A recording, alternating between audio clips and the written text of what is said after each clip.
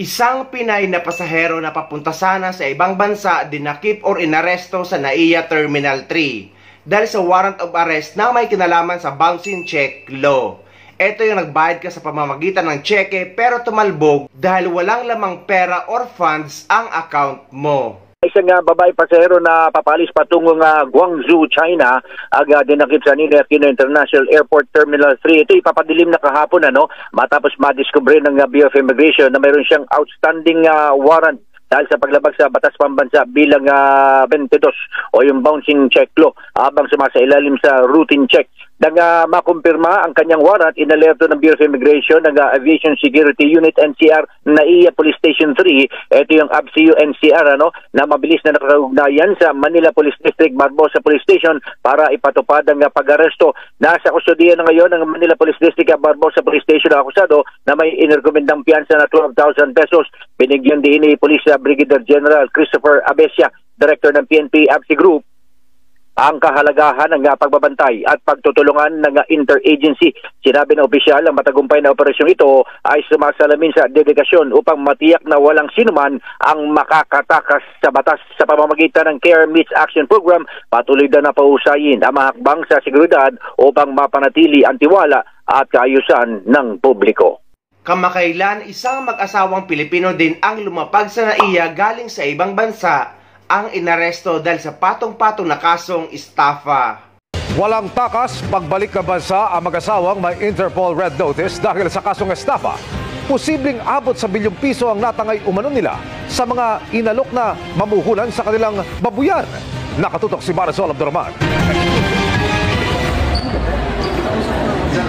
Paglapag pa lang sa NAIA, agad hinuli ng CIDG ang mag-asawang ito na wanted para sa estafa.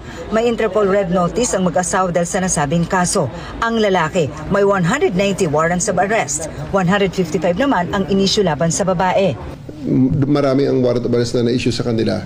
Lumabas sila ng Thailand at tayo ay nag-monitor din naman kung saan sila pumunta. Ang modus daw nila, mag-alok ng investors sa kanilang babuyan. Bigay ka ng pera, sila na magpapatakbo supposedly ng farm, palalaki ng baboy. Pag lumaki, ito ang matatanggap mo. And they promise high returns. Daang-daang milyong piso na posibleng nga raw umabot pa sa bilyon ang nakuha ng mga suspects sa kanilang mga biktima. Nakakulong na sila ngayon sa CIDG at wala pa silang pahayag sa ngayon. At dahil nga marami na ngayon ang inaaresto sa NAIA na may record sa immigration at sa Interpol, may paalala ang isang kababayan natin na naging karanasan niya nung umuwi siya sa Pilipinas galing sa bansang Singapore dahil hinarang siya sa NAIA at hinold siya sa immigration dahil may kapangalan daw siyang kriminal na may kaso sa NBI. Good morning. Ay, nasa NAIA tayo ngayon. May gusto lang akong i-share sa inyo kasi baka magiging problema nyo din ito soon pag uuwi kayo. Ito kasi every year ako umuwi pero ngayon lang talaga ako nagka-problema ng ganito sa immigration natin dito sa NAIA. So ang nangyari kasi sa akin nung paglapag ko dito sa NAIA, galing akong Singapore.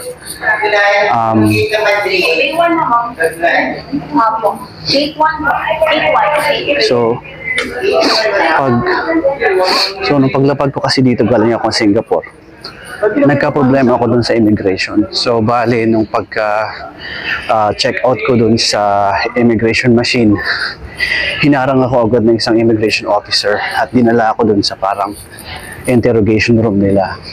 Tapos hindi pa nila sinabi kung bakit nila ako hinarang, kaya grabe yung kaba ko dun. Alam niyo naman yung mga issue dito sa immigration natin dito sa NAIA, kaya siyempre nagtatanong ako kung bakit niyo ako hinarang, anong ginawa ko, sabi ko. Tapos hindi pa nila ako sinasagot ng diretso. Ang tinatanong nila kung ano daw yung trabaho ko dati, ano yung mga pinagagawa ko bago ko lumabas ng Pilipinas. So parang siyempre sinagot ko naman lahat. Tapos saka lang nila sinabi na meron daw pala akong kapangalan na may kaso, or parang criminal ba or something. Sabi nila ano daw yun, yung taong kapangalan ko daw is parang scammer o parang isang malaking sindikato daw. Hindi ko na matandaan, so basta parang ano yun, parang criminal or something.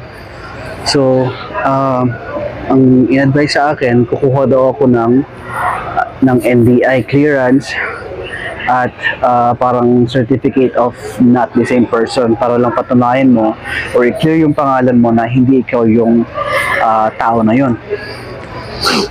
So, tinanong ko sila kung yung buong pangalan ko ba talaga yung parehas doon sa taong yun.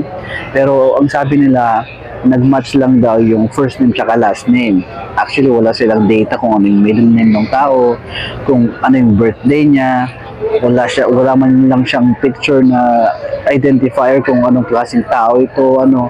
Basta nag-match lang daw yung first name at last name, parang matatag ka na doon na parang kapangalan mo na, so magkakaproblema ka na for sure, lalo pagka yung mga pangalan natin is very common, apelido na very common, parang doon sa high chance na magkakaproblema kapag ka ganun. So ayun, nirequire nila ako na kumuha ng NBI clearance at ang tawag dito, yung certificate of not the same person para lang patunayan na hindi ka yung tao yun, akusado. So yun, after a while, pinalabas din naman nila ako, pero more or less isang oras din ako naghintay dun sa loob kasi hindi nila ma-decide kung anong gagawin nila. Kaya akala ko ayaw nila kung palabasin. So anyway, nakalabas na ako at nakauwi naman ako sa bahay. Ang problema ko lang, ang mali ko naman, hindi ko agad inasikaso yung NBI clearance ko.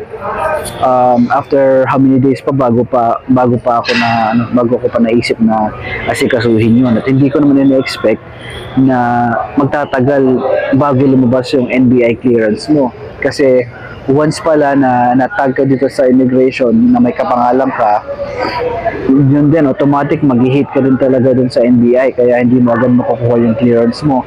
Maghihintay ka din dun ng more or less mga 2 weeks din yun. Yung bakasyon ko 2 weeks lang kasi hindi ko pa naasikaso agad. Pero anyway, nagawa ko naman ng paraan, nakakuha naman ako ng NBI clearance before ng flight ko. Ang problema, hindi ako nakakuha ng certificate of not the same person kasi medyo matagal daw yun Tsaka dito daw sa NBI Manila makukuha yun talaga. So ang hawak ko lang nun is yung NBI clearance. Umaasa lang ako na sapat na yun. Ipakita na hindi ako yung taong akusado na sinasabi nila. So yun, ngayong pabalik na ako, ang pinakita ko yung NBI clearance ko dun sa immigration officer. Tapos sabi niya, kailangan daw pala talaga na kumuha ka ng certificate of not the same person para hindi ka magka-problema.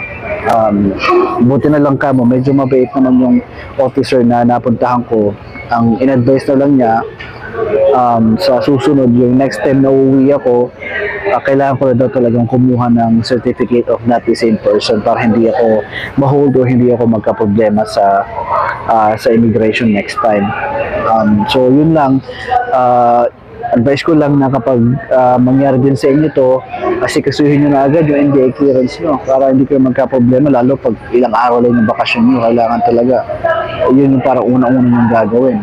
Kasi wala tayong magagawa parang ginawa nilang protocol, hindi ko alam kung modus ba yun o hindi. Pero sakali lang na mangyari din sa inyo, di alam yun ang gagawin nyo. Process nyo agad ng NBI. Kung may time kayo, pumunta na agad kayo dun sa NBI Manila para kumuha ng certificate of not the same person. Pero anyway, nakalusot naman tayo dito sa yung problema ka lang yung susunod na uwi. Kailangan talaga natin asikasuhin yun. Kaya isang advice din siguro, kapag magbibigay kayo ng pangalan sa mga anak nyo, huwag niyong gamitin yung mga common names. Kung pwede, pangalanan mo ng pangalan ng mga hayop para lesser yung chance na may kapangalan kayo. Anyway, yun lang, mag-ingat kayo. So, kung isa kayo sa kapareho kay kabayan na alam nyo nang may kapangalan kayo na may hit sa NBI, kapag magta-travel kayo ay magdala kayo ng NBI clearance at ng certificate of not the same person para hindi nyo maranasan ang naranasan niya.